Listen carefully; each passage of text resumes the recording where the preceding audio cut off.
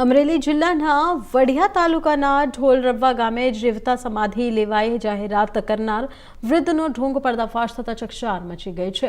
ઢોલરવા ગામના વૃદ્ધ અર્જુનભાઈ ખુમાણે 2 એપ્રિલ સવારે 9 થી 11 વચ્ચે જીવતા સમાધિ લેવાની જાહેરાત કરી હતી અને ધાર્મિક વિધિ સાથે સમાધિ આપવાની તૈયારીઓ પણ શરૂ કરવામાં આવી હતી।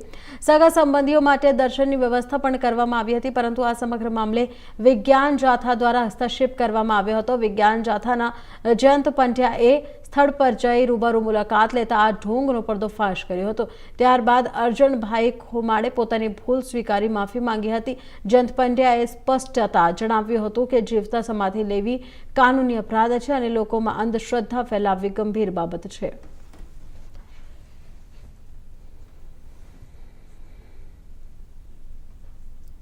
બીજી એપ્રિલે 9 થી 11 તમે મૂકી દીધું। પછી અર્જુનભાઈ તમારા દીકરા છે, બધા તમારો પરિવાર સારો છે, તમે બેઠા હોય તો એને બધાને તમે કામ આવો, તમારી ઊંઘ પ્રિય। ખાલી મા બાપ બેઠા હોય ને, ખાલી ખુરશી પર બેઠા હોય ને, તોય છોકરાઓને એમ લાગે મારો બાપ બેઠો હતો, એટલે ઈ જ તો ના પાછું તમે જો તમને શું ના થઈ એટલે ઈ તમારા હાથની વાત કેમ હોય ઈચ્છા મૃત્યુની કે તમે 9 થી 11 જાય પછી તમને ભીસ પડી એટલે તમે કીધું કે હવે મારા છોકરા ના પાડે એટલે વળી પાછું બંધ થઈ જાય એમ। અર્જુનભાઈ એવું ના ચાલે એમ। તમે પછી એકવાર તમે સ્વૈચ્છિક કીધું તો પછી એમાં ફરવાનું આખા કેમ છો આવો કેમ છોકરા તો સીધા છે।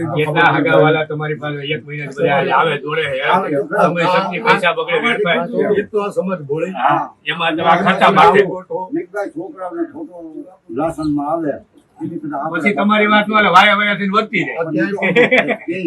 એટલે અર્જુનભાઈ મને કોઈ તમે જે પૂર્ણ થઈ તમને આત્મામાંથી બોલાવ્યું પાછું દેવું છે આ કેના જેવી વાત છે।